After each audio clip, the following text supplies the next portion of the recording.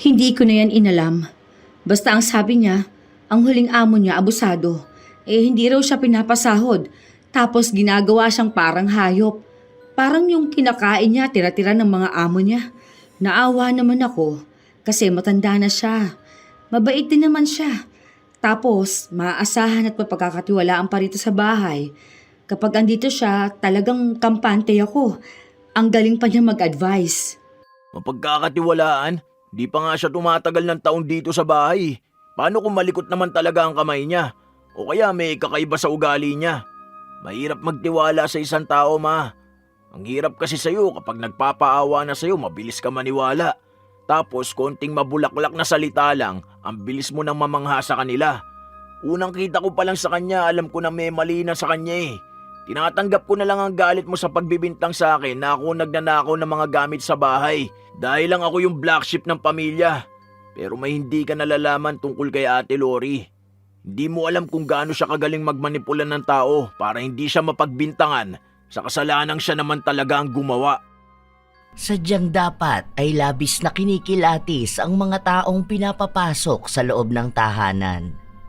Dahil ang sino mang hindi lubos na kilala ay maaaring magdala lang ng kaguluhan. Hindi lang mga gamit ang maaaring mawala dahil sa malikot na kamay, kundi maaari pang may magsakripisyong buhay ng isang miyembro ng pamilya. Ang pagiging mabuting amo ay maaari ring maging dahilan para sa ikapapahamak ng isang anak. Ito nga kaya'y matututunan ni Hazel o sadyang magpapalin lang siya sa isang taong pagpapaawa lang ang alam at hahayaan na lang na pasanin ng anak ang pagdurusang dulot ng itim na kapangyarihan. Sigurado po ba kayo, ma'am, na dito niyo po inilagay? Kalilinis ko lang po rito kanina wala naman po akong napansin. Isa pa to, 3 beses na po tayong nag-ikot ng mga gamit. Wala naman po tayong makita. Oo, dito ko talaga yun nilagay eh. Tandang-tanda ko yun. Kasi sinukat ko yun kasabay nung dress. Yun dapat yung susuotin kong alahas eh. Kaso maliligo na ako kaya inilipag ko muna dito. Baka naman napagpag mo, hindi mo ba talaga napansin? Hindi po Nakita ko na po ba yun? Ano pong itsura ng pendant? Yung suot ko nung graduation ni Chloe, teardrop green sapphire yung pendant. Ay nako, hindi pa naman pwedeng mawala yun. Regalo sa akin ng sir mo yun nung anniversary namin. Nawala ko na nga yung partner nun na hikaw, pati ba naman yung necklace? Pero imposible talaga na mawala yun. Dito lang sa bahay Mawawala lang yun kung may kukuha. Ay hala ma'am, hindi po ako yan Alam niyo po kahit na mahirap kami, hindi ko po ugaling manguha ng mga bagay na hindi sa akin. Kaya nga po takot akong pumasok sa loob ng kwarto niyo dahil baka mapagbintangan po ako. Promise ma'am, wala po talaga akong kinukuha. Hindi naman kita pinagbibintangan. Ang tagal kasi magbukas ng laptop ko. Tigtingnan ko sa CCTV kung sino pang pumasok sa kwarto namin. Ang nakita ko lang po na pumasok kanina, si Sir JP. Bago ako maglinis, nasa lubong ko siyang lumabas ng kwarto nyo. Hindi ko naman po siya tinanong kung anong ginagawa niya. Ay nako, nasaan si JP? Hindi ko po alam ma'am, baka po umalis. Kanina pa po yun umaga wala rito sa bahay Gulong-gulo na ang utak ni Hazel dahil sila-sila lang naman ang nakatira sa bahay na yon pero ang daming nawawala. Agad na tinawagan ng ginang ang pangalawa niyang anak para pauwiin ito. Kailangan niyang mahanap ang nawawalang kwintas bago umuwi ang asawa niya sa susunod na buwan. 3 lang ang anak ni Hazel. Madalas nawala ang panganay dahil sa pag-aaral nito. Alam naman niya na hindi kukuha ng gamit ang bunso niyang anak dahil masyado pa itong bata. Pagka-uwi ni JP, bumungad agad ang galit ng kanyang ina. Bakit ako na naman ang pinagbibintangan mo, ma? Ano namang gagawin ko sa alahas na bigay sa'yo ni Dad? Mukha ba akong magnanakaw? Baka natututo ka na dahil sa kakasama mo sa mga barkada mo. Ilabas mo yon. Sinasabi ko talaga sa'yo, JP. Kanina pa kami naghahanap. Hindi yung basta mawawala rito sa bahay. Ang dami ko na ngang problema. Huwag ka namang dumagdag. Lo, wala nga sa akin. Baka mamaya nahulog lang sa ilalim ng kama. O kaya nailagay sa ibang lagayan. Mamaya sumabit sa mga damit. Nasa bulsa ng bag. Maraming lagayan dyan. Hanapin nyo naman muna, hindi yung nagagalit kayo agad sa akin. Damay pa pati mga barkada kung wala namang ginagawang masama. Alam ko may bisyo yung mga barkada mo. Huwag ko lang malaman na gumagaya ka na sa kanila ha.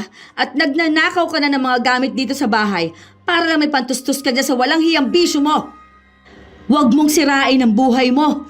Hindi kami nagpapakahirap ng daddy mo para lang mapariwara ka.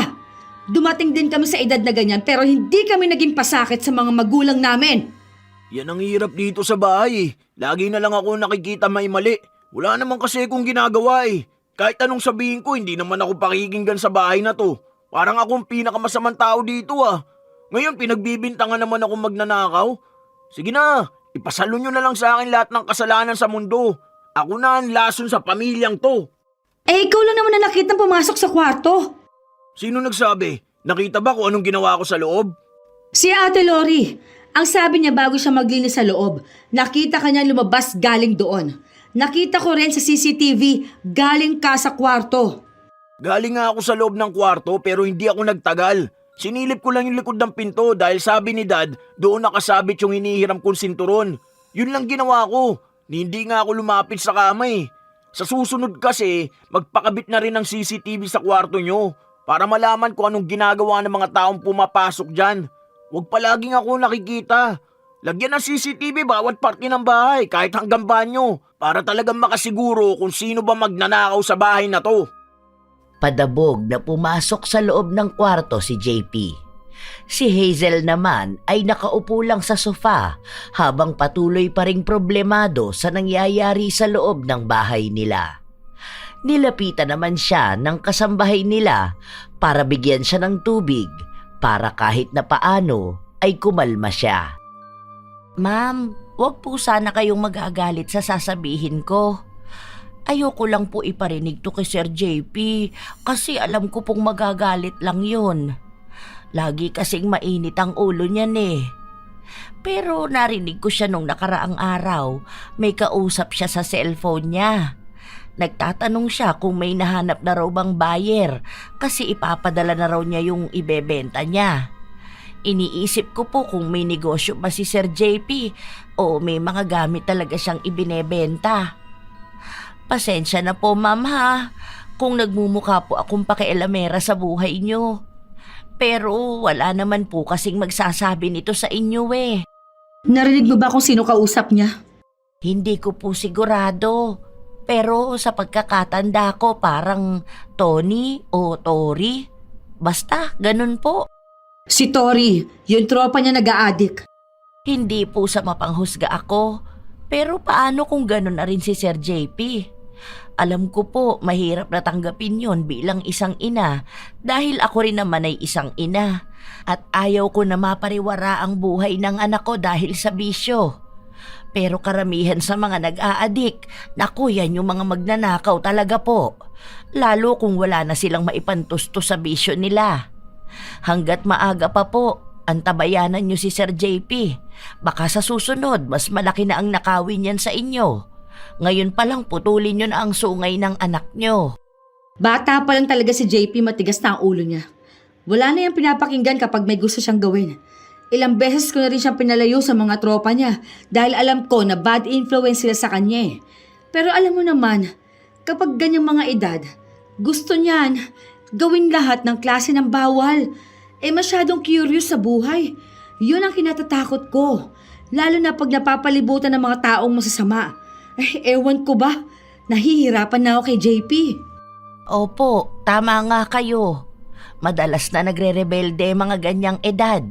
Sana lang wag nang mas marami pang mawala sa bahay nyo bago nyo talaga patawan ng nararapat na kaparusahan ng anak nyo. Napapansin ni Lori na nakukuha niya ang loob ni Hazel sa mga salitang binibitawan niya. Gusto niyang ituon ang problema kay JP para lahat ng mangyayari sa loob ng bahay ay si JP ang unang mapagbibintangan. Wala pang 1 taon si Lori sa bahay na pinapasukan niya, pero alam na niya kung paano mamanipulahin ang amo niya. Dahil pagdating niya pa lang sa bahay, si JP na talaga ang problema ng lahat. Tumitino lang ang binatilyo paminsan-minsan kapag naroon ang kanilang ama.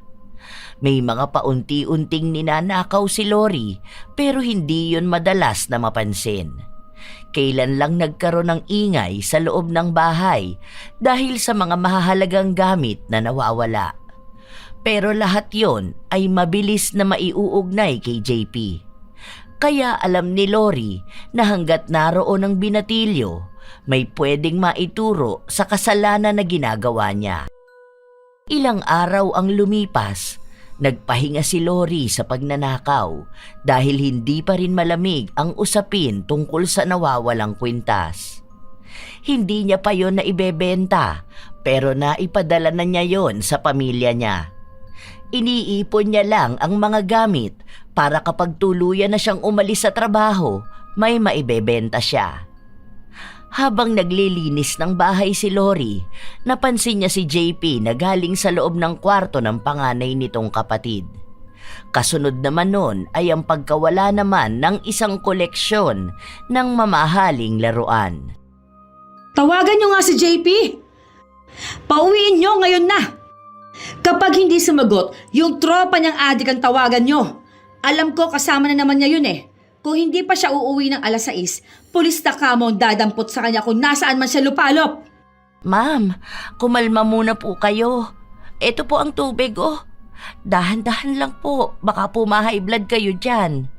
Mas mahirap po kung bigla kayong ma-stroke. Naiintindihan ko naman po ang galit nyo, pero isipin nyo rin po ang kalusugan nyo.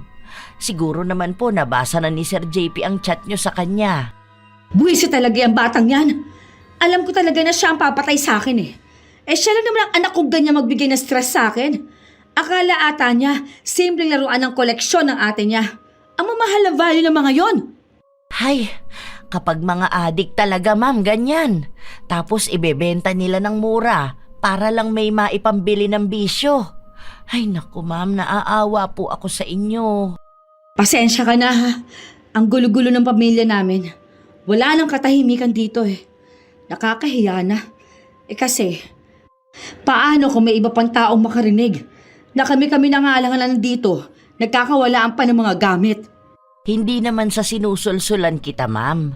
Pero paano po kaya kung patikimin nyo naman ng disiplina ang anak nyo? Hindi ko alam kung saan nagmana yon ma'am. Kasi yung mga kapatid niya maayos naman. Tapos kayo ni Sir, mabait naman. Pwede nga pong dahil sa impluensya ng mga kaibigan. Pero kung ipapakita niyo po sa kanya na mas nakakatakot kayo, baka magbago pa. Kasi kung sa amin yan sa probinsya, baka natagana ang kamay niya. Ayaw ko kasi talaga ng nananakit ng anak. Napag-usapan na namin yan ng sir mo. Kahit siya ayaw niya eh. Ibang pagdisiplina ang ginagawa namin sa mga bata. Kasi kung mananakit kami, nakakaawa naman. Kumbaga, inaalagaan namin tapos pinoprotektahan. Tapos, sasaktan lang namin, di ba? Kaso nga po, iba naman na yung ginagawa ng anak nyo. Kailangan na ng kaunting disiplina. Kaya po ang tigas ng ulo niya eh. Kasi nga alam niya na hindi nyo naman siya sasaktan. Kahit na anong gawin niya, wala namang magagawa ang panay nyo lang sigaw. Ang mga kabataan ngayon, ma'am, kahit na anong salita sabihin mo, walang talab. Kaya nga karamihan sa kanila ngayon, ang titigas ng ulo, di ba? Di kasi nila naranasan yung disiplina noon. Yun bang kapag nagkamali ka, bugbog ka talaga? Walang sumasagot sa mga magulang. Pero depende pa rin sa inyo, ma'am. Itong payo ko bilang isang ina rin. Ilan na ba ang anak kong dinisiplina? Nalalason ni Lori ang utak ng kanyang amo dahil mas matanda siya rito.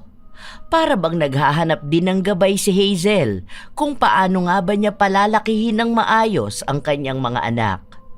Nasa ibang bansa kasi ang mga magulang nito at dahil anak niya naman yun, nais niya na siya rin mismo ang magpakamagulang. Sadyang hindi lang sila pabor na ang isa sa magandang pagdidisiplina sa anak ay ang pananakit. Ilang sandali pa, umuwi na rin si JP. Kahit na hindi pa siya nakakausap, alam na kaagad ng kanyang ina na nakainom ito. Bakit ngayon ka lang umuwi? Kanina pa kita tinatawagan ah. Simula bukas, hindi ka lalabas ng bahay. Sa susunod na buwan pa naman ang pasukan nyo. Hindi lalabas ng bahay, tapos anong gagawin ko rito? Lagi na lang papagalitan? Uminom ka? Minor ka pa lang, JP! Ano? Gusto mo naman talaga sirain ang buhay mo? Tutuluyan mo namang pagpakalulong sa lahat ng klase ng kasalanan, ha? Anong susunod? Sa kulungan ka na talaga mapupunta, ha? Baka mabalitaan ko na may pinatay ka na. Luto na yung utak mo sa bisyo ng kaibigan mo. Paano kasing hindi ako iinom? Yun lang naman ang comfort na meron ako. Kapag nandito ako sa bahay, parang palagi na lang mali ang ginagawa ko. Tapos kapag nasa labas ako ng bahay, mali pa rin ako. Wala na akong ginawang tama sa mata nyo, ma. Wala talaga! Dahil ang hirap mong intindihing bata ka! Nagnakaw ka na naman! Alam mong mahal ang mga koleksyon ng ate mo? Ano? Yung pinagbentahan mo ba ang pinanlibre mo sa mga kaibigan mo para dyan sa inuman ninyo? Ma! Nasasaktan ako! Tama na! Ano ba sinasabi mong koleksyon ni ate? Wala akong kinukuha sa kwarto niya. Aray! Alam ko naman na mahal yun eh. Ni hindi ko nga hinahawakan yung mga laruan niya. Galit na galit ang ate mo kanina. May nawawala siyang bagong koleksyon. Yung binili niya sa Japan. Gusto mo talaga na palagi nalang nagkakagulo dito sa bahay dahil sa'yo? Ano bang klaseng anak ka? Sinabi ko na pong hindi akong kumuha noon. Dahil ba pumasok ako sa kwarto ni ate, ako na agad? Ang hirap naman kumilos dito sa bahay. Ako na lang na akong pinagbibintangan.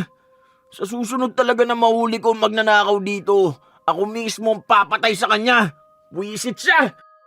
Sa galit ni Hazel, hindi na niya napigilan pa ang kanyang sarili na saktan ang kanyang anak. Yon ang unang beses na pagbuhatan niya ng kamay si JP.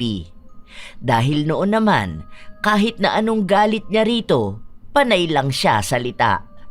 Ilang oras din ang lumipas, nakaramdam siya ng awa sa anak matapos na makita na may sugat at pasa ito. Hindi na lumabas ng kwarto si JP dahil dinaramdam niya pa rin ang pananakit at pambibintang sa kanya. Pinadalhan na lang ni Hazel ng pagkain sa loob ng kwarto. Sir JP, ito na po ang pagkain nyo. Ilalapag ko na lang po rito sa lamesa nyo ha. Tawagin nyo na lang po ako kung may ipag-uutos po kayo. Hindi ako nagugutom. Tapon mo yan. Ay, naku, hindi po pwede sir. Sayang naman po yan. Saka po niluto yan sa inyo ng mama nyo po. Ikaw ba nagsasabi kay mama kung galing ako sa kung kaninong kwarto? May nakikita ka bang bit-bit ko na kahit na ano? Ay, hala sir. Huwag po kayong magalit sa akin. Hindi ko naman po alam kung may nawawala eh. Nagtatanong lang po sa akin si ma'am kung sino ang nakita kong nanggaling doon. Tapos sabi ko po na ikaw lang ang nakita ko. Pero wala naman po akong masamang sinabi. Kanina ko lang din nalaman na may nawawala pala sa mga laruan ng ate mo. Mukha nga talagang nasa loob ng bahay lang na to magnanakaw. Humanda siya. Dahil mahuhuli ko rin siya, ako mismo magpapahiya sa kanya kapag nangyari yun. Bakas ang gigil sa mukha ni JP. Hindi niya matanggap na palagi na lang sa kanya ang sisi kapag may mga nawawalang gamit. Kinabukasan, hindi siya umalis ng bahay nila. Nakakapanibago yon para sa lahat dahil madalas siyang tumakas sa kanila. May plano siya. May nais siyang hulihin, kaya mananatili siya sa bahay nila hanggang sa makita niya ang tunay na salarin. Oh, mabuti. Hindi ka tumakas ngayon. Akala ko ba bawal akong lumabas hanggang next month? Di na talaga ako lalabas. Dito na lang ako sa bahay. Mukhang hindi rin naman gumagana ang CCTV na yan eh. Ako na lang ang magbabantay sa bahay. Ako ang huhuli na magnanakaw. Ano nangyayari sa mga sugat mo? Di naman niya nakakamatay. Buhay pa rin naman ako. Huwag mo na kasing ulitin yung mga kasalanan na ginagawa mo, anak.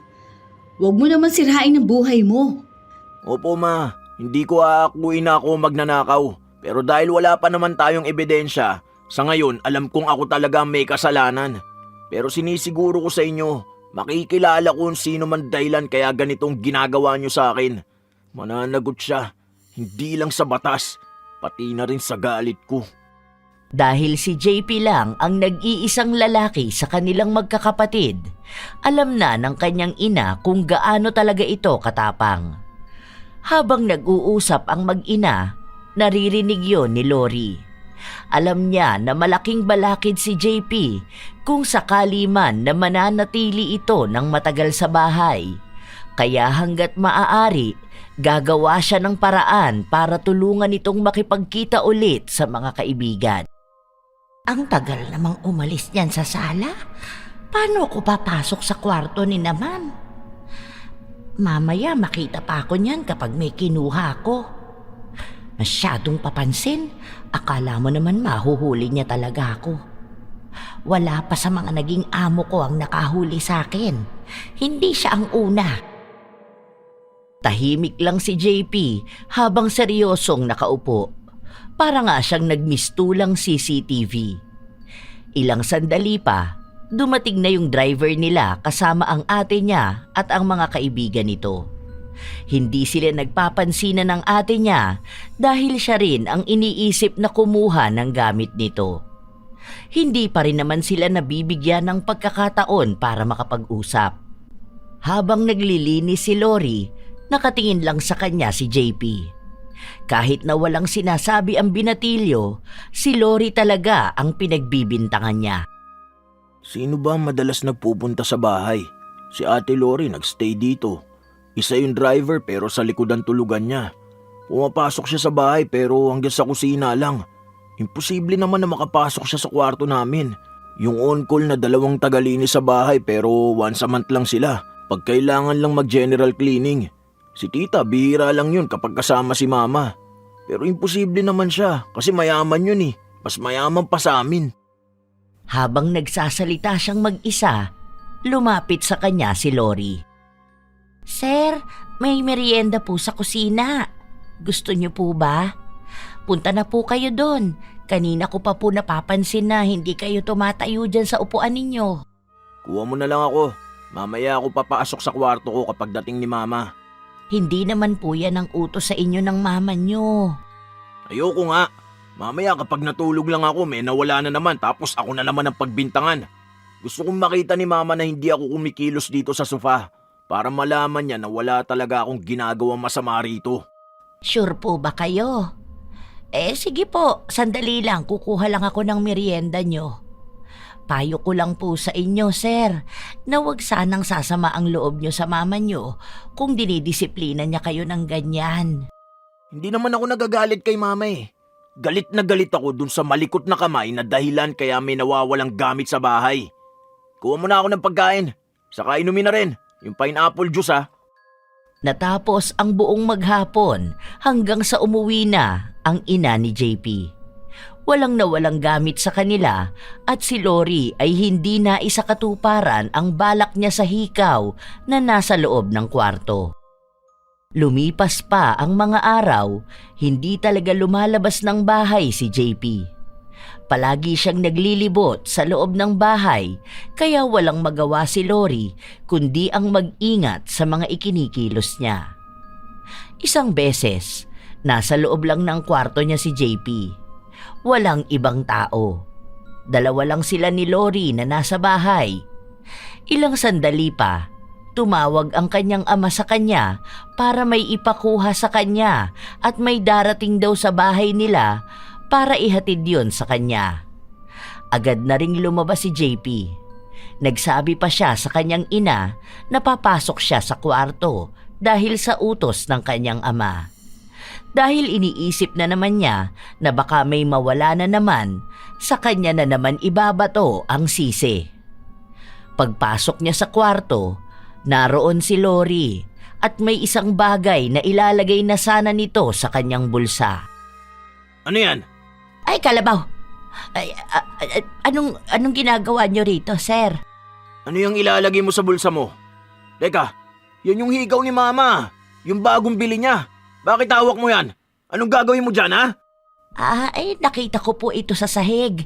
Nagwawalis kasi ako tapos nawalis ko to sa ilalim ng kama. Bakit mo ibubulsa? Naku hindi po sir. Pinupunasan ko lang ng damit ko kasi puno ng alikabok. Ilalagay ko na nga po rito sa lamesa ni ma'am para po makita niya mamaya. Kayo po, anong ginagawa niyo rito? May inuutos sa akin si Dad. Sige na, kung tapos ka na, umalis ka na. Sure po kayo sir? Dito po kayo mag-isa? At bakit hindi? Wala namang mawawala ngayon. Muntikan lang. Mabuti na lang may nakakita. Pinagbibintangan niyo po ba ako, sir? Sinabi ko naman po sa inyo na nawalis ko lang po talaga yon. Wala akong sinabi na kukunin mo. Ang sabi ko, munti ka nang may mawala, mabuti na lang nakita mo sa ilalim ng kama. Kasi kapag di na naman yan mahagilap, ako na naman ang pagbibintangan. Makikita pa sa CCTV sa labas na dalawa lang tayong pumasok sa loob. Malamang kapag nakita ko, sa akin na naman ang sisi ng lahat, di ba? Bakit ka naman kinakabahan? Po, hindi po ako kinakabahan, sir. Sige po, eto po inilapag ko na ha. Magluluto muna ako, sir. Doon na nagkaroon ng mas malalang pagdududa si JP sa kasambahay nila. Huli niya na ito sa akto kanina pero nakalusot pa. Hindi naman niya pwedeng basta sabihin sa kanyang ina ang kanyang nalaman hanggat wala siyang naipapakitang ebidensya. Dahil alam ng binatilyo na kayang-kaya ni Lori na lusutan ang anumang akusasyon sa kanya. Ilang araw pa ang lumipas na nahimik ang bahay nila. Walang nawawala, walang pagbibintang, walang awayan. Habang sabay-sabay silang kumakain, sinadya ni JP na iparinig kay Lori ang magiging usapan nila. Darating na bukas yung Apple Watch na ibibigay sa akin ni Lola. Baka ibenta mo na naman yun.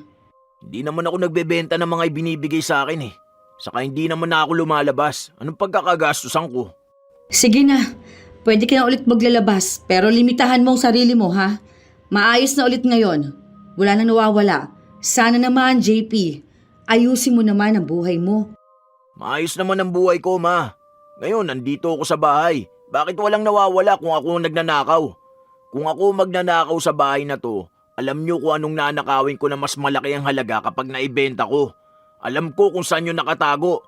Kaya bakit pa ako magtsatsaga sa mga mumurahing bagay kung pwedeng yun na ang kunin ko? Ay, wag na lang nating pag-usapan yan. Move on na tayo. Uuwi na ang daddy nyo next week. Ayokong maabutan niya yung mga nakawan na nangyayari na yan, ha? Hindi ko pa nga nasasabi sa kanya na nawawala yung regalo niya sa akin eh. Panigurado akong magagalit lang yun sa akin. Feeling ko nga malapit na nating mahuli ang magnanakaw eh. Konti na lang, makikilala nyo na siya. Sinabi ko na nga na wag na nating pag-usapan, di ba? Nasa harapan tayo ng pagkain. Wag na tayo mag-usap ng mga bad vibes na ganyan. Palihim na tumingin si JP sa kasambahay nila na halatang masama rin ang timpla. Ilang beses na rin kasi niya itong pinaparinggan. At halata na natatamaan ito pero masyadong magaling magpanggap at magtago. Kinabukasan, dumating ang hinihintay ni JP. Binuksan niya yun mismo kung saan nakikita siya ni Lori. Wow, ang ganda naman. Tignan mo, Lori. Bagay ba sa akin? Ay, opo, sir. Alam mo ba, kinukulit ko si Lola para dito eh. Sa US pa lang meron ito. Baka before end of the year pa magkaroon nito sa Pilipinas. Ang ganda talaga, grabe. Siguro mga nasa 40K to ko ibebenta. Sakto lang din ang presyo. Hindi masyadong mahal. Ang mahal nga niyan, sir. Yung relo na binibili ko, nasa 100 pesos lang sa Baklaran. Bakit naman ganyang kamahal yan, sir? Ayan yata yung gusto ng anak ko. Yung sinasabi niya na pwedeng makinig ng music, tapos parang nakakonect ata sa messenger. Yan ba yun, sir? Pasensya ka na, hindi kasi ako maalam sa mga ganyang gadget. Oo, dami pang pwedeng gawin. Saka ako na to gagamitin kapag may pasok na. Balik ko na lang muna to sa box, tapos tago ko sa kwarto ko. Ay, o nga pala, aalis ako mamayang hapon. Baka hindi kami magpang-abot ni Mama. Sabihin mo sa kanya na nandun sa kwarto ko yung padala sa kanya ni Lola na bag. Saan nakalagay, sir? Dun lang sa gilid ng kama ko. May isa pang ganitong relo dun eh. Kay ate yun, si mama na lang kamo magbigay ah. Naghintay lang si Lori na lumabas ng bahay si JP bago siya pumasok sa loob ng kwarto nito. Nakita niya ang tinutukoy ng binatilyo. Naroon din ang isa pang relo na para sa panganay na anak ni na Hazel. Kinuha yon ni Lori, pinagmasdan niya at natutuwa siyang makita yon. Naaalala niya ang panganay niyang anak na malapit na rin ang kaarawan. Matutuwa talaga si Tenten kapag ito ang iniregalo ko sa kanya. Original pa to, hindi lang to basta yung nabibili sa tabi-tabi. Kukunin ko to. Natigilan si Lori matapos na biglang bumukas ang pinto ng kwarto. Napatayo siya kaagad nang makita niya si JP. Muntikan pa nga niyang maibato ang kahon na hawak niya. Anong ginagawa mo, te? Ay, naglilikom ako ng mga labahin, sir. Magsasalang na kasi ako. Ay, akala ko ba alis ka? Ang bilis mo naman yatang nakauwi. Hindi na pala matutuloy kasi yung kasama ko dapat may biglang pinuntahan eh. Dito na lang ako sa bahay. Bigla na rin akong tinamad gumala. Si mama kasi, pinilit akong magstay sa bahay. Ayan, halos ayoko na umalis. Oo nga pala, may mga medyas ako doon, te ah. Nakalimutang isabay nung nakaraan eh. Wala ka na bang ipapasabay na palalabhan, sir? Wala na, te. Okay na yan. Nandyan na pala si ate. Ibibigay ko na sa kanya tong relo niya. Sa kalooban ni Lori ay nakakaramdam siya ng inis. Hawak na niya yung dapat na ibibigay niya sa anak niya pero masyado siyang pinaglalaroan ni JP. Ang tagal na niyang walang nakukuhang gamit at naipapadala sa pamilya niya. Yun na lang sana ang nag-iisa niyang pag-asa para makapagregalo sa kanyang anak. Habang tumatagal si JP sa bahay, mas lalo siyang nahihirapang kumilos. Ilang beses na rin kasi siyang kamuntikang mahuli. Sa oras na malaman na siya ang magnanakaw sa bahay nila, alam niyang mapaparusahan siya at makukulong. Kapag nangyari yon, maaari pa siyang mawala ng kabuhayan. Iniisip niya na paano na ang kanyang pamilya. Hanggang sa dumating ang araw na umuwi na ang isa niya pang amo. Yon ang nakita niyang pagkakataon para makapagnakaw ulit. Dahil kapag umuwi ang asawa ni Hazel, buong pamilya silang umaalis ng bahay. Okay lang ba porma ko? Bakit yan ang relo na gamit mo? Hindi mo gagamitin yung bigay ng lola mo? Ganyan no? Parehas kayo ni ate mo. Hindi yung bagay sa suot ko ngayon eh. Saka na yun kapag pasok ka na. May pasok na naman next week eh. Para maipagyayabang ko pa. Kapag nakita nila sa picture na may suot ako nun, anong iyayabang ko sa tropa ko? Yan, panay kayabang. Mas atupagin mo maging mabuting anak at hindi mabuting kaibigan lang. Mabuti naman ako ma. Di lang ako banal. Una na ako sa sasakyan. Ang tagal nyo mag-ayos ni ate. Hinabili na muna ni Hazel ang lahat kay Lori. Dahil siya lang ang mag-isa na maiiwan sa bahay. Gabi pa uuwi ang buong pamilya nila. Pinaaalalahanan niya na huwag magpapapasok ng kung sino at siguraduhin na palaging nakasarado ang gate nila.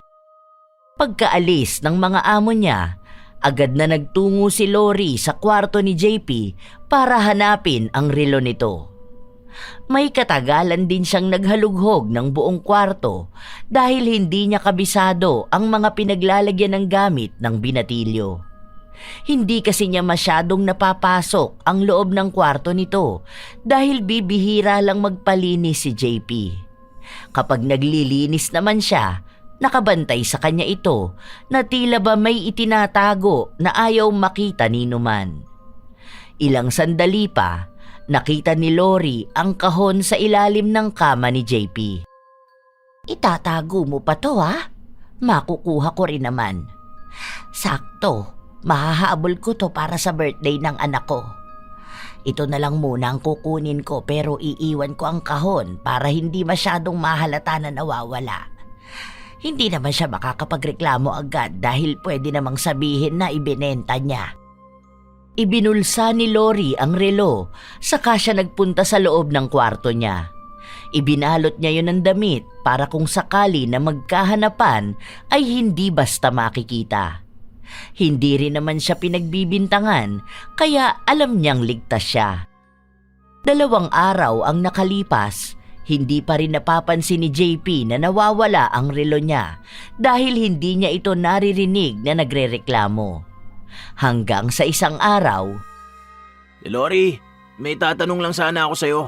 Nanggaling ka ba sa kwarto ko? "Ay, kailan sir?" Nito lang, maliban dun sa nakita kitang kinukuha yung mga labahin.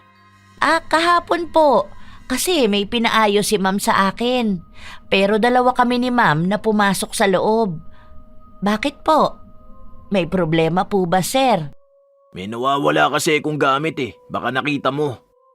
Hinahanda na ni Lori ang isasagot niya kung sakali man nahanapin ni JP ang relo niya. Ilang sandali pa, bago magsalita si Lori, dumating si Hazel. Bakit? Ano nangyayari? May tinatanong lang ako kay Ate Lori, ma. May nawawala kasi akong gamit sa kwarto. Baka lang alam niya kung nasaan. Ano po ba yon, sir? Baka naitabi ko. Kasi wala naman ako naitapon na gamit. Yung mga basura lang sa ilalim ng mesa mo ang tinapon ko. Yung kulay blue na folder, kailangan ko kasi yun Nandun yung mga document ko. Magpapasok ka na, ipapasa ko yun Andoon sa kwarto ko. Kanina kinuha ko. Kasi may hinahanap akong document mo. Kailangan daw kasi ng tatay niyo nun. Dahil gagamitin ata doon sa benefits niya. Hindi ko pala nasabi sa'yo. Kunin mo lang sa kwarto. Ganun po ba? Sige po, mamaya na lang. Oh, Lori, okay ka lang ba? Bakit parang namumutla ka naman dyan? Ay, okay lang po ako, sir. Medyo kulang lang po ako sa tulog. Ay nakote, magpahinga ka rin kasi. May day off ka naman. Tapos hindi ka naman nagpapahinga. O kaya maglalabas ka naman kahit minsan para maarawan ka rin. Sige po, ma'am. Mag-day off po kasi ako bukas. Birthday ng anak ko. Magpapadala lang po ako ng pera at regalo sa kanila. Sige po, ma'am. Sandali lang po Magsasampay pa po ako ng mga damit. Nakatitig lang si JP sa kasambahay nila. Tila ba may kung anong planong namumuo sa kanya. Alam na niyang nawawala ang relo niya pero hindi niya yon sinasabi sa kahit na sino sa kanilang bahay. Gusto niyang isipin ni Lori na wala pa siyang alam. Habang nasa labas ng bahay ang mag-ina, hindi na napigilan pa ni JP na magtanong sa kanyang ina tungkol sa kung saan nga ba niya nakilala si Lori para pagkatiwalaan ito na gawin niyang kasambahay. Galing siyang agency. Marami rin niyang naging amo. Kaya nga ang galing niyang makisama, di ba? Marami na siyang naging amo? Bakit bigla siyang umalis? Ano ba yun? Pinaalis siya o sadyang tinanggal siya? Ano pa yung background niya, ma? Hindi ko na yan inalam. Basta ang sabi niya, ang huling amo niya abusado. Hindi raw siya pinapasahod, tapos ginagawa siyang parang hayop. Parang yung kinakain niya, tira-tira ng mga amo niya. Naawa naman ako kasi matanda na siya. Mabait din naman siya. Tapos maaasahan at mapagkakatiwalaan pa rito sa bahay. Kapag andito siya, talagang kampante ako. Ang galing pa niya mag-advise. Mapagkakatiwalaan? Di pa nga siya tumatagal ng taon dito sa bahay. Paano kung malikot naman talaga ang kamay niya? O kaya may kakaiba sa ugali niya?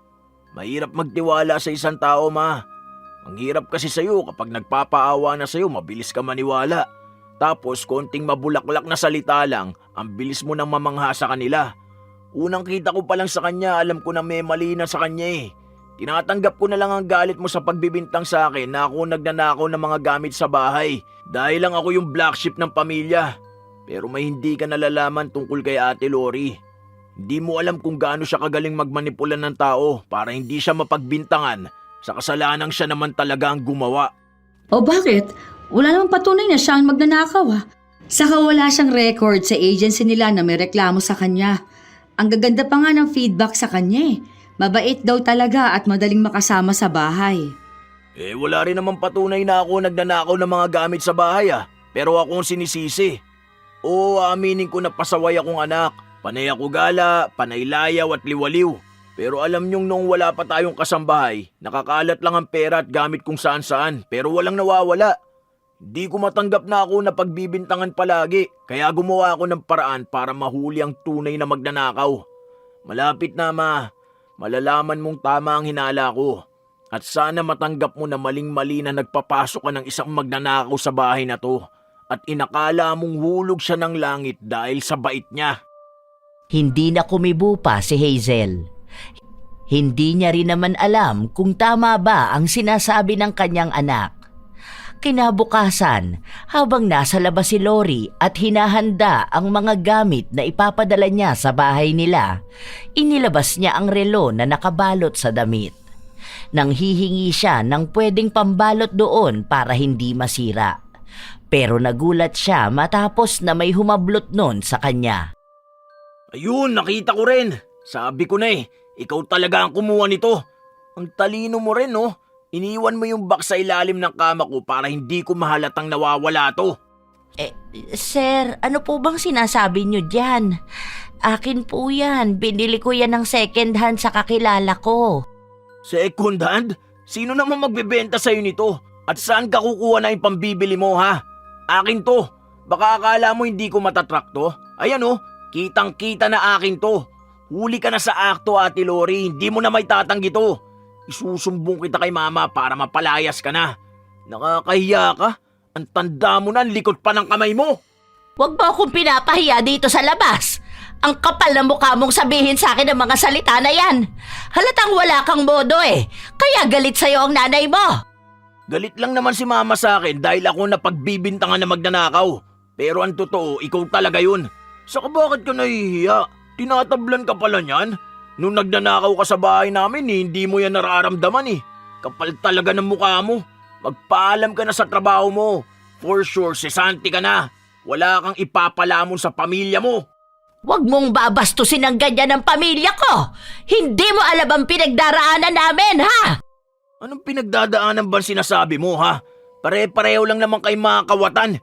Imagine yung ipapakain mo sa kanila galing sa pera na pinagbenta mo ng nakaw mo. Alam ko ganyan din ang mga anak mo. Magnanakaw gaya mo. Wala kang karapatan na sabihin yan sa mga anak ko. Subukan mong laitin pa sila sa harapan ko, makakatikim ka talaga sa akin. At anong sasabihin mo sa nanay mo, ha? Tingin mo ba pagkakatiwalaan ka pa nun? Alam naman na niyang pariwara ang buhay mo, kaya kahit na anong kasinungalingan kaya mong gawin. Huwag mo akong subukan, JP, dahil baka may masama akong magawa sa'yo. Anong masama magagawa mo sa akin, ha? Siguro mamamatay tao ka rin, Lahat na yata ng kasalanan, bit-bit mo na Mas mabuti pang kunin mo na mga gamit mo sa bahay bago ka papalayasin ng pamilya namin. Muwi ka na sa probinsya nyo. Mag-retire ka na sa pagiging kawatan. Ipasa mo na lang ang trabaho sa mga anak mo. Malamang, kaya mo silang turuan na maging kasing galing mo. Umalis na rin kaagad si JP para umuwi sa bahay nila. Habang si Lori naman ay hindi alam ang gagawin. Yun ang unang beses na may nakahuli sa kanya. Alam niya na kapag isinumbong siya ni JP, masisira ang plano niya. Hindi pa siya tapos sa pagnanakaw sa pamilya ng kanyang amo dahil sa lahat ng napasukan niya, yun ang bahay na pinakamadaling nakawan.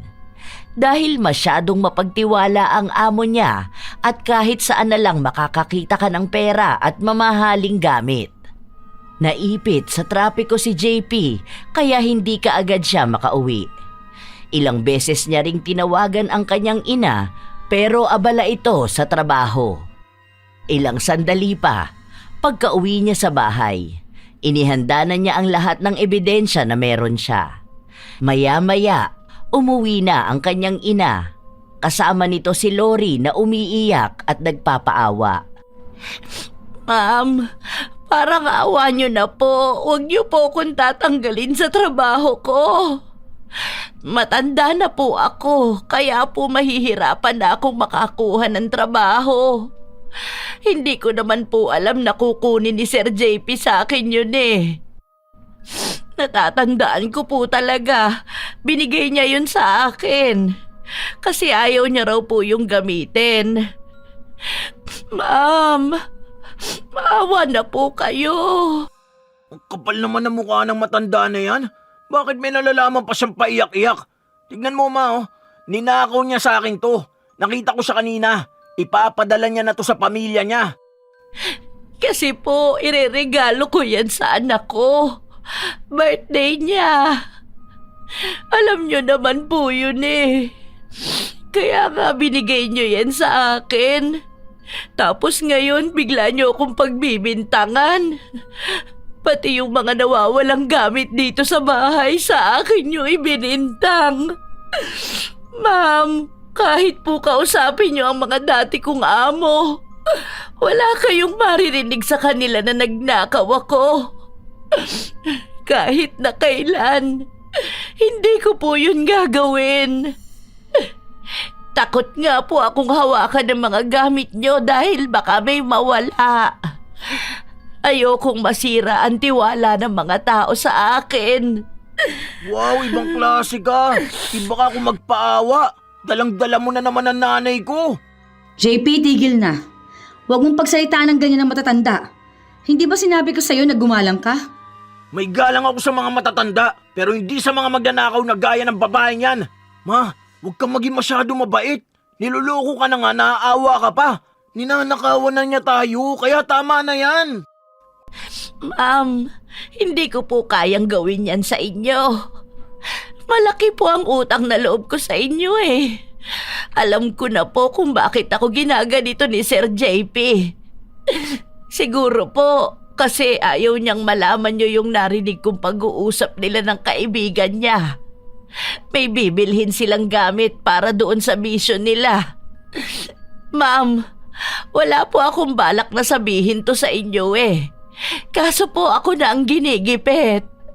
Ano pinagsasasabi mong bisyo? Hindi ako adik. Pero ikaw, alam ko na magnanakaw ka.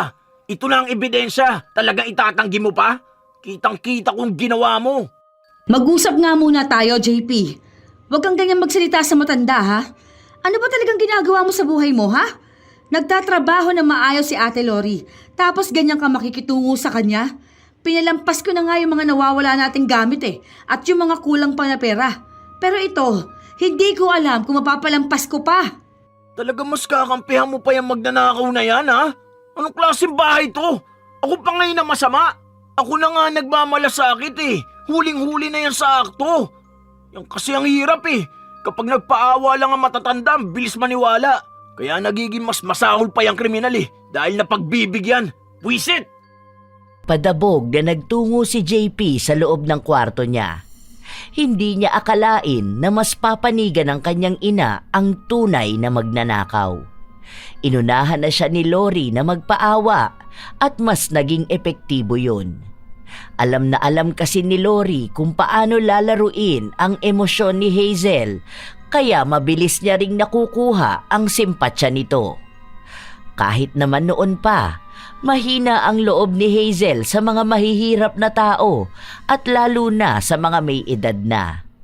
Kaya awang-awa talaga siya kay Lori, lalo na kung paano ito magkwento ng mga sakripisyo nito para sa kanyang pamilya. Ilang araw ang lumipas, pasukan na ni na JP.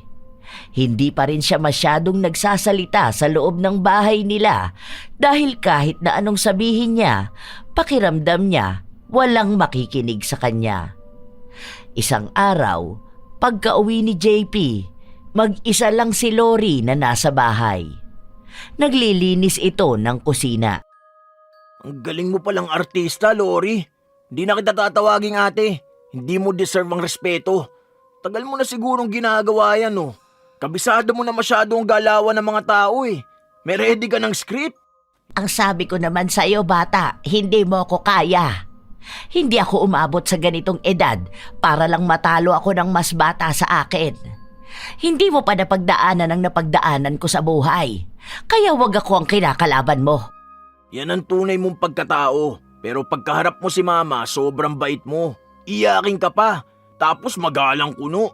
Sakit mo na yan ang pagiging magnanakaw. Hindi ako titigil dahil bantay sarado ka sa akin, tanda. Mauhuli at mauhuli ka rin ang pamilya ko sa akto. Ako lang kasi ang hindi mo kaya mauto May saysay palang pagiging masama ang ugali. Hindi mabilis mapaniwala. Sinisigurado ko sa'yo na hindi ka na makakapagsalita. Then go! Subukan natin hanggang saan ang tapang mo. Malapit na. Ingat ka na lang ha. Pwede ka pa rin sa kulungan. Doon ka na lang mag-retire. Palaging iniinis ni JP si Lori, lalo na sa harapan ng kanilang pamilya. Dahil gusto niyang palabasin ang tunay na ugali nito. Alam ng binatilyo na hirap na ang matanda na magpigil dahil lahat ng klase ng biro niya ay may kinalaman sa pamilya nito. Kapag sinisita siya ng kanyang ina, hinihiritan niya na nagbibiro lang siya palagi. Dahil hindi na makaya ni Lori ang inaasta ni JP, kinausap na nito si Hazel para muling manipulahin. Ma'am, baka po hanggang katapusan na lang ako rito, ha? Salamat po dahil ang bait nyo sa akin. Gusto ko pa po sanang magtagal sa inyo. Kasi sa totoo lang, kayo po ang pinakamabait na amo na nakilala ko. Ha?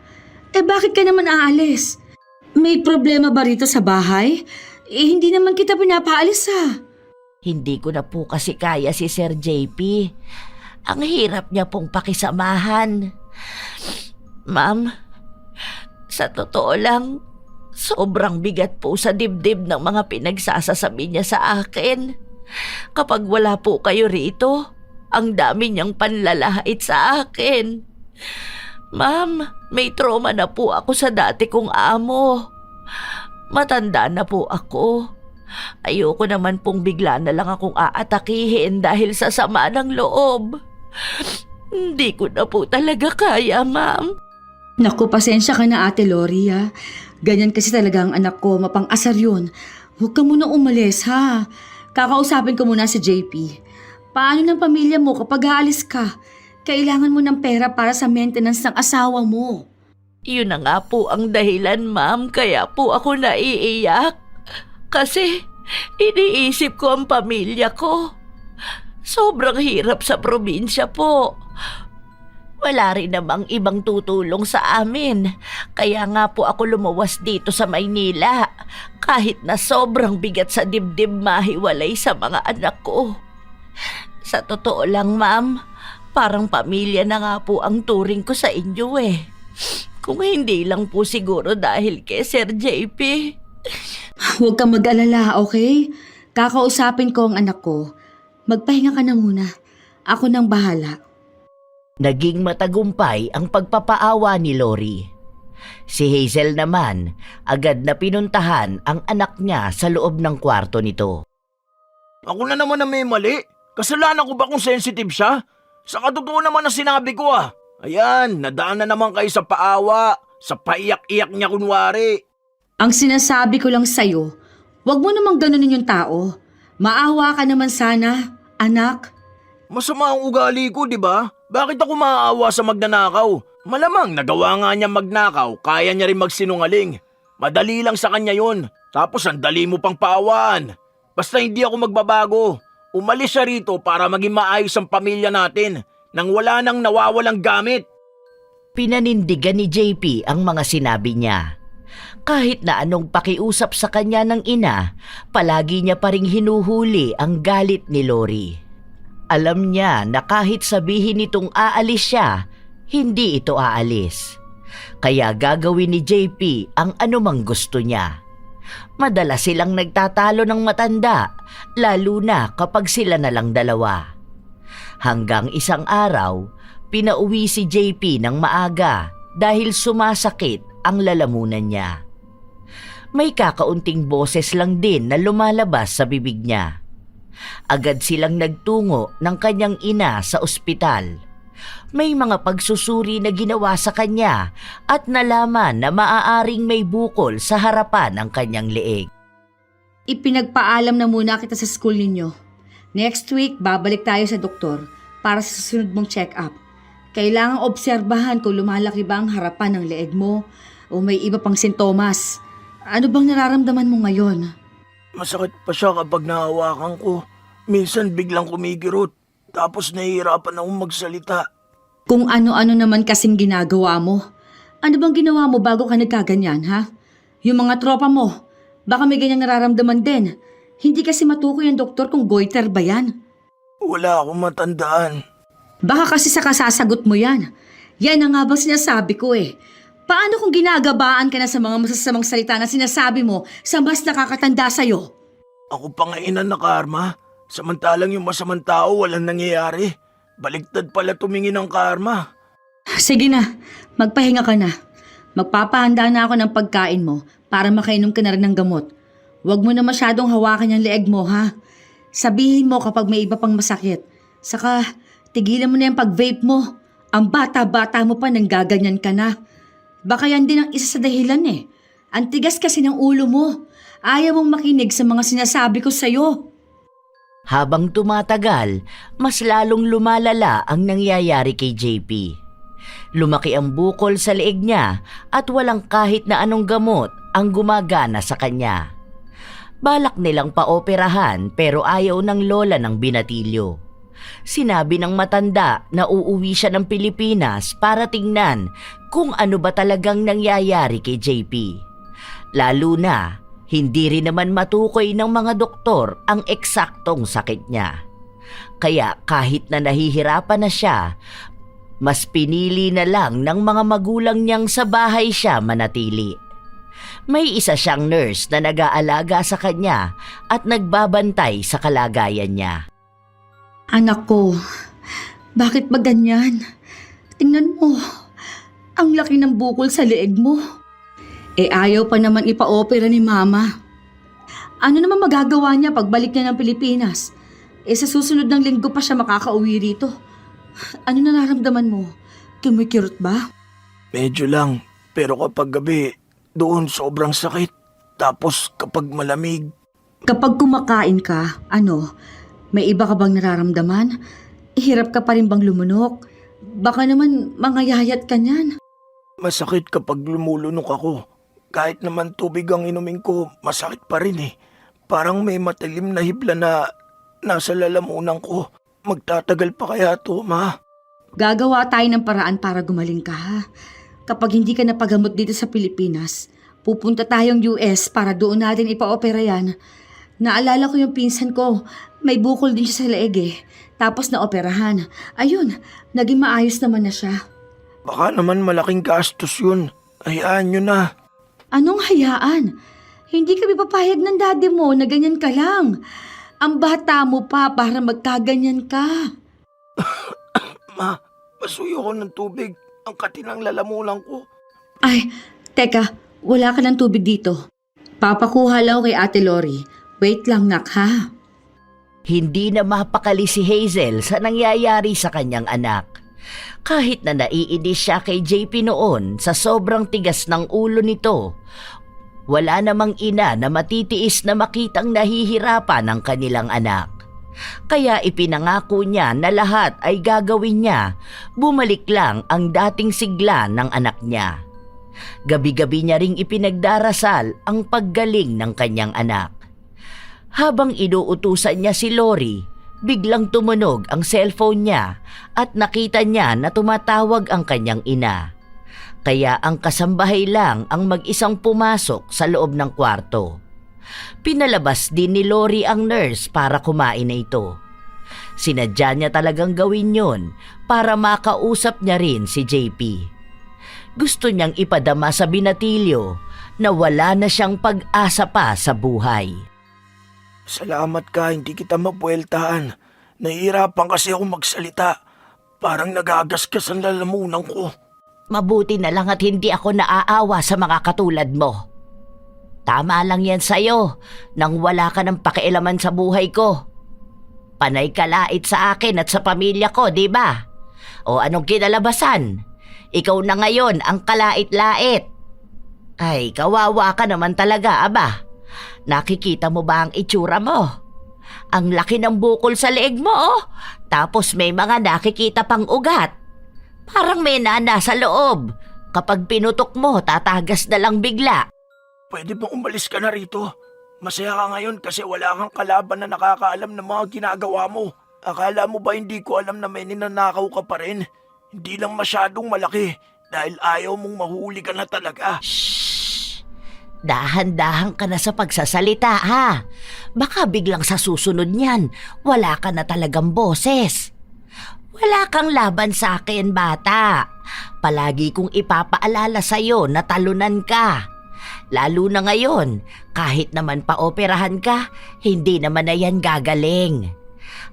Alam mo kung anong mangyayari sa oras na buksan ng doktor ang lalamunan mo? Hindi ka na mabubuhay. Kasi wala naman silang makikitang sakit sa'yo, kaya wala silang gagamutin. Pero ikaw, yung kaluluwa mo, ando na mapupunta sa impyerno. Ngayon matapang ka magsalita sa akin oh. Huwag mo sabihin na ikaw may gawa sa akin ito. Wala ka nang pakialam doon kung ako man o hindi. Basta ang alam ko lang, masaya akong makita kang nagkakaganyan. Hindi nga lang dapat ganyan ang mapagdaanan mo eh. Pero ayos na rin yan dahil nakikita ko pa rin na naghihirap ka. Matagal na paghihirap at para bang walang katapusan. Yon ang gusto ko. Yon ang magbibigay ginhawa sa akin. Maraming salitang gustong sabihin si JP pero hindi niya yun magawa dahil sa nararamdaman niya. Napapadalas na rin na sumasakit ang leeg niya. Nababalot ng sigaw ng sakit ang buong bahay nila tuwing gabi, ngunit wala namang ibang magawa si Hazel dahil kahit na anong gamot ang inumin ng anak niya, walang nangyayari. Parang ang mas lumalala pa ang sakit na nararamdaman ni JP. Para bang pati ang binatilyo gusto nang sumuko dahil hindi na niya maipaliwanag ang nararamdaman niya. Maliban sa sakit niya, nahihirapan na rin ang kanyang utak sa kaiisip. Ang daming problemang pumapasok sa pamilya nila dahil lang sa kalagayan niya. At ayaw niyang makita ang ina na palagi na lang umiiyak. Gusto na niyang matapos ang lahat, ngunit hindi niya alam kung paano tatapusin ang paghihirap niya. Isang hapon, habang mag-isa si Hazel, nilapitan siya ng kasambahay nila. "Ma'am, merienda po muna kayo. Nangangayayat na po kayo. Bibihira na lang kayong kumain tapos lagi kayong puyat at stress.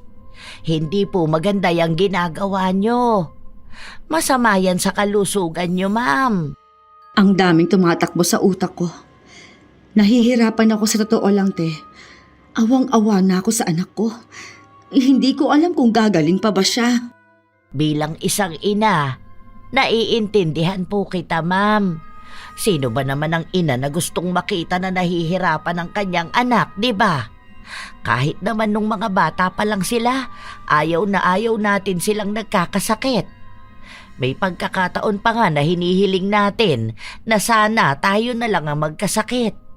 Kung pwede lang ba nating kunin ang nararamdaman nila eh. Yan nga ang nararamdaman ko, ate. Bata pa si JP eh. Ang dami pa naming pangarap para sa kanya. Bakit siya pa nagkaganyan, di ba? Ang bigat sa dibdib. Hindi ko siya matignan dahil naiiyak ako. Minsan po kasi, ma'am, baka sa mga ginagawa niyang masama yun. Sorry ma'am ha, kung matatamaan ko po ang damdamin niyo bilang ina. Kasi po, di ba, ang dami niya ring stress na bigay sa'yo noon. Sa barkada niya, sa pagiging bastos niya, tapos sa pagnanakaw niya po. Sa dami po ba naman kasi ng pagkakataon na magbago siya, hindi niya ginawa. Tapos, ayan na po ang nangyari sa kanya. Sinasabi mo ba na deserve ng anak ko yan? Opo ma'am, baka yan na yung parusa niya bilang masamang anak. Pero hindi pa rin eh. Magbabago pa naman siya, alam ko. Kilala ko ang mga anak ko. Kaya ganyan yan, dahil sa mga barkada niya. Pero alam ko kaya naman niyang magbago. Sana, mabigyan pa siya ng isa pang pagkakataon, hindi yung ganyan. Ipa-opera mo na kasi siya, ma'am. Baka kailangan lang matanggal ang bukol sa leeg niya. Ayaw nga ng mama ko dahil kailangan pa siyang hintayin bumalik. Kasi kung ako lang, gusto ko talaga siyang ipa-opera. Ewan ko ba, hindi ko alam sa mama ko kung saan niya nahahagilap yung kulam-kulam na sinasabi niya. kulam, ma'am? Wala. Hayaan mo na nga. Pagod lang siguro kaming lahat kaya kung ano-ano na lang naiisip. Hindi na mapakali si Lori sa mga narinig niya dahil iniisip niya na maaaring may nakakaalam na ng ginawa niya kay JP. Agad niyang tinawagan ang kaibigan niya sa probinsya upang magtanong kung ano ang kalagayan ng kulam na ginawa nila. Doon niya nabalitaan na may kumakalaban na sa kanya. Nahihirapan silang pareho ng albularyo. Sinisigurado ni Lori na hindi mawawala ang kulam at hindi matatalo ang kaibigan niya. Pero sinabi sa kanya nito na hindi niya sigurado dahil malaki ang naging epekto sa kanya ng pakikipaglaban niya sa albularyo. Ang ibig sabihin lang nun, kapag nagtagumpay sila, mawawala ang kulam at maaaring mas malaki ang maging balik nito sa kanya mismo na nagpakulam. Hindi pwede to. Hindi ako papayag na ako pa ang mas mahihirapan. Dapat maunahan ko sila. Kailangan kong makumbinsi si Hazel na ipa-opera na ang anak niya. Para sa ganon, wala nang kawala pa si JP. Ilang beses na kinausap ni Lori si Hazel pero sinasabi lang sa kanya nito na pauwi na ang kanyang ina. Ilang araw na lang ang kanilang hihintayin. Nagdududa na rin ito sa pagmamadali at pagpupumilit niya. Inisip na lang ni Lori na kung hindi na niya makukumbinsi pa si Hazel, kailangan na talaga niyang umalis sa bahay na yun. Pero bago siya umalis, gusto niyang makuha ang isang set ng alahas ni Hazel. Matagal na niyang gustong makuha yon, hindi niya lang magawa dahil sa pagbabantay sa kanya ni JP. Ang akala niya, kapag kinulam niya ang binatilyo, mas mapapadali siyang maisa sa katuparan yun. Pero dahil sa sakit ni JP, kinailangan din ni Hazel na manatili sa bahay nila. Hindi na siya gaanong nakakapasok sa loob ng kwarto. Yun na lang ang huling pag-asa niya. Kaya nang malaman niyang umalis si Hazel dahil may importante itong gagawin, sinamantala niyang pasukin ang loob ng kwarto. Inipit niya sa mga damit na bitbit niya ang kahon na pinaglalagyan ng mamahaling alahas. Habang palabas siya ng kwarto, sakto naman na dumating si Hazel kasama ang ina nito. Ma'am, nandito na po pala kayo. Ano yan? Hindi naman labahan yung mga jacket ng asawa ko. Kalalaba lang niya nung nakaraan, di ba? Nasa lapag po kasi ma'am. Tapos mabaho po, kaya ang akala ko po marumi. Okay na po to ma'am, kasi maglalaba na rin po ako. Hindi na. Akin na yan. Bakit ayaw mong bitiwan? Marumi nga po kasi ma'am. Kahit na. Kinukuha ko, di ba? Ibigay mo sa akin. Nagmatigas si Lori, ayaw niyang bitawan. Dahil sa higpit ng pagkakakapit niya sa damit, mas lalong nagduda si Hazel. Ilang sandali pa, habang naghihilahan sila ng damit, nahulog ang kahon na naglalaman ng alahas. Agad yung dinampot ng ina ni Hazel. Dahil sa kahihiyan na inabot ni Lori, agad siyang napatakbo. Hindi na niya nagawang bumalik sa loob ng kwarto niya dahil alam niya na mahaharang lang siya kapag nagtangka na siyang lumabas.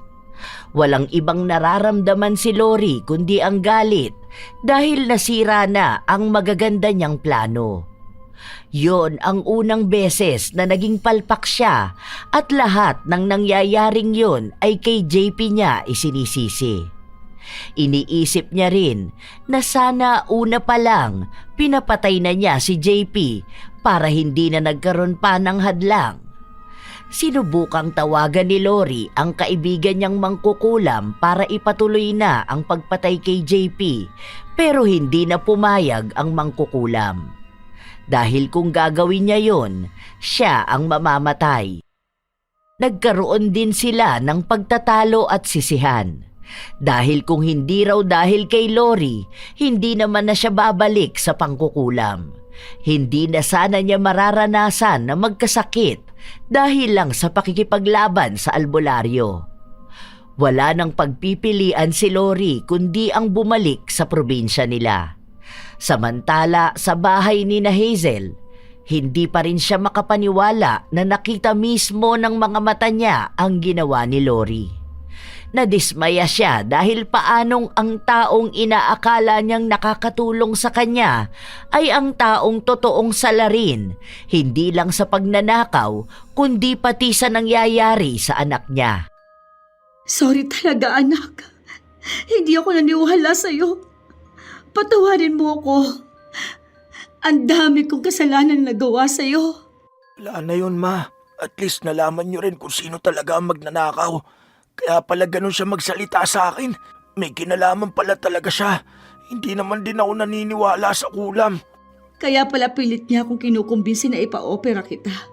Mabuti na lang nakinig ako kay Mama na wag mo nang ipagalaw yung bukol sa leeg mo.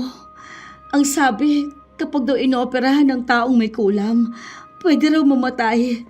Kasi kung ano-anong gamot ang papasok sa katawan, tapos sabay pa yung ritual. Ang gulo! Hindi ko masyado maintindihan ang kulam na yan.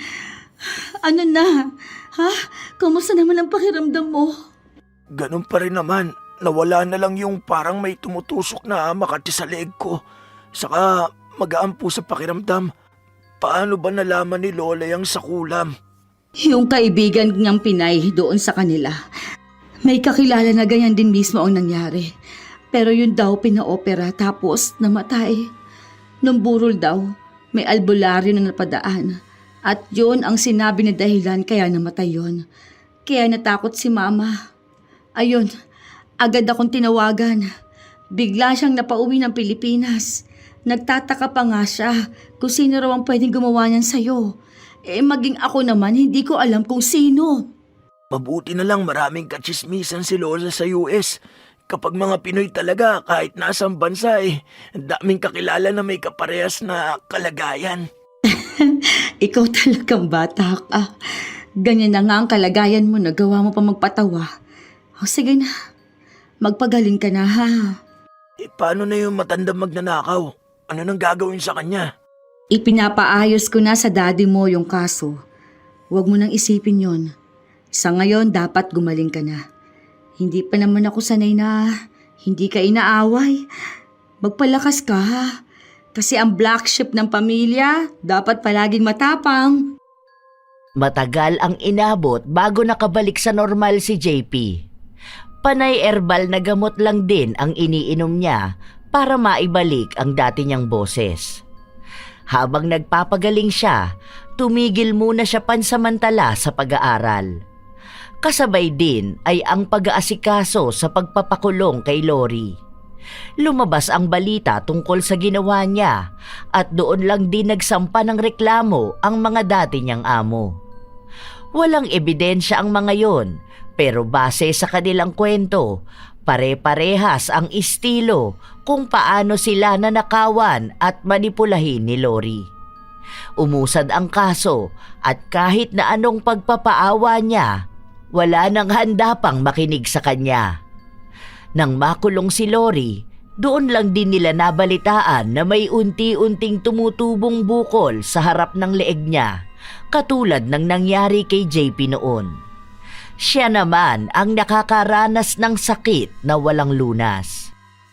Happy birthday, Kuya JP naming pasaway! 18 ka na. Dapat magpakabait ka na lalo, ha?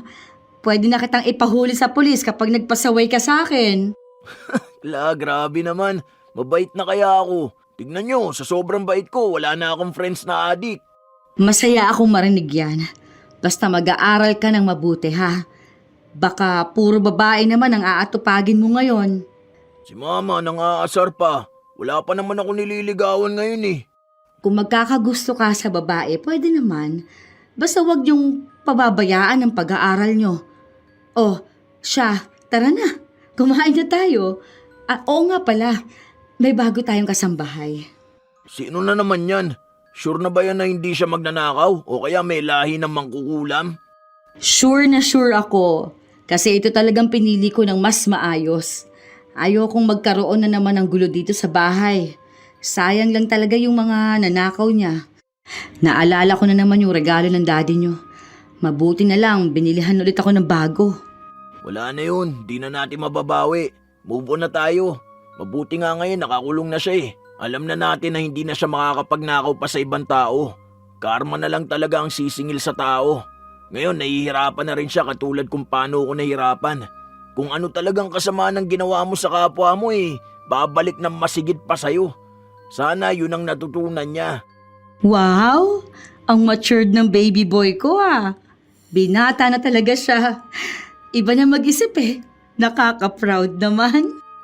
Siyempre, parang pangalawang buhay ko na rin to Magiging mas mabait na rin ako.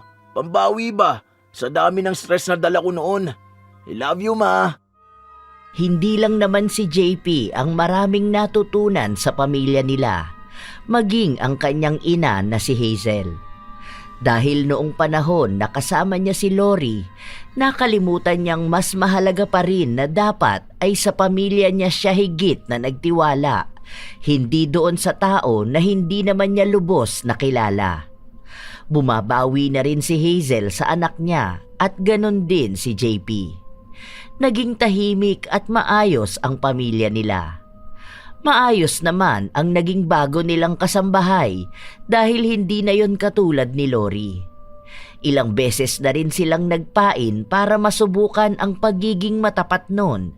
At sa huli, lahat ng gamit at pera na nakikita niya ay ibinabalik sa kanila. Doon nila nalaman na hindi naman talaga lahat ng kasambahay ay malikot ang kamay. Sadyang nasa tao na lang ang ugaling magnanakaw. Wala na silang iba pang naging balita kay Lori. Ang alam lang nila ay nasa kulungan pa rin ito at may sakit. May awa na nararamdaman si Hazel, pero kailangan niyang tanggapin din sa sarili na minsan kailangan niyang kontrolin ang awa niya dahil yun ang nagagamit sa kanya para mas madali siyang mauto. Sadyang may mga tao rin na katulad ni Lori. Magnanakaw, sinungaling at magaling magpaawa. Pero ang mga taong ganon, kahit anong gawin nila, hindi sila aasenso dahil sa panlalamang sa kapwa. Lalo na sa paggamit ng itim na kapangyarihan, katulad ng anumang masama nilang hiling sa iba, yun din ang higit na babalik sa kanila. Lagi na lang tandaan, hindi dapat basta nagtitiwala. Kilatisin muna ang taong papapasukin mo sa bahay at sa buhay mo. Dahil hindi lahat ng mabait sa harap ay totoo ang hangarin. Shout out sa ilan sa mga masusugid na tagapakinig ng mga istorya ni Lola Telang Channel. Ryan Robert, Geraldine Eyano, at sa kanyang tatay Betoy at sa Garcia family ng Hermosa, Bayambang, Pangasinan. Pinky Hepertor at sa Hepertor family. Gio Doria Padlan, Ruby Rose Bautista, Sam Hutafo, Miriam Salvidos, Ive Brandares, Maria Teresa Ramento, at shout out din kina Arnel Padilla, Russell Padilla, at David Paul Padilla ng Randy's Bakery, Abby Ruiz, Miss Rain Castor. Maraming salamat sa inyo, Chef M, Bikay 8726, Jiminy 06, Razel Kimpo, Febe Ranyada, Leonisa Cobo, Stephanie Villanueva, Ann Royles, Jennifer Makasinag, Kathleya May Bedeo, Chris Gel Mamado, Lourdes Ali, Gami Ramos at sa asawa niyang si Yam Gan, Dominic Poblete at sa kanyang girlfriend na si Joanne, Francia Mercado, Larnie Azurin, Sasi Maligsa, Roselyn Mangilin, Jenilyn Bombio, Lani Hervasio. Hi kina Pamela Allen, Tessa Ganyal, Elizabeth Hardenil, Richelle Adapon, Felicidad Elihido, Marie Chris Sumading, Jenna Nolasco, Gia Gigi, Bessie Tagapan, Chef M, kay Kuya Dennis at Poging J ng Pakil Laguna, Susana Lobrera, Kimberly Paquera, Gleff Plenel, Violi Loresto, Rose Ann Rama, Lovely Rose Roa, Yani 89906, Nancy Makasakit at kay Larry, Edith, Job Makasakit at kay Freddy Kibalo. Hi kina Angelina Ignacio, MJ Rivera, and Verga Torres family ng Taguig City from Ate Jessica ng the Netherlands, Europe. Kumusta kayo, Azenar Noriv at Azenar Goodies, MK Huang, Leia Rabosa, Mary Jean Constantino, Sayak Ortiz, Michelle Celetaria at Savilloso family ng San Juan, Batangas, Loris Lorenzo at sa mga empleyado ng SureFit Printing Services, lalo na sa Pad Print Department. Anesha Rase, Martina Angdasan, Raquel Hasegawa, Jenny Suzuki, Josefina Fuelias, Ching Uy, Mike James Tapak, Linda Marie Cowley, May Paul, Dada Mashala Gonzales, I Love Traveled, Mila Cabrera, Ana Orada. Shout out sa inyo, EJ Dulay, Mark Rodriguez, Kent Batyon, Mirna De Tablan, Narlene Micabalo, Lynn Tots, Honey Austria, Kopi Chow, Marinette Mangrag, June Soriano, Deans Rodriguez, Leonisa Cobo, Arialyn Notarte, Corazon Ingay 1610, Roxanne Gaudicos, Elizabeth Pamintuan at sa kanyang mga anak na kasama niyang nakikinig, sina Lay, Echo, Dekdek, Janet, Jay, Lionel at Mary, Josephine De Peñosa, Mea Angel, Jeneline Paulable. Salamat sa laging pagsuporta ninyo, Angelina Ignacio, Rose Ann Rama, Lord Queen OFW Vlog, Beth Mercado, May Sarol, Cheng Buenavista, Asodicen Cerila, Josefina Fuelias, Tessa Ganyal, Larny Azurin, Richel Adapon, Maria Luisa Chavaria, Jaja Barakiel, Elaine Cardiente, Carlita Nocerale, Linda Marie Cowley, Florence Hervasio, Jenny Suzuki, Elizabeth Hardenil, Mary Jane Flores Rico, Luri Ann Vitalicio. Hi kina Gail Alfajardo at shout out daw kina Kirby, Joanne, Kirail, Jaira at kay Keith na magba-birthday ngayong July 31. Happy birthday sa'yo, Apo.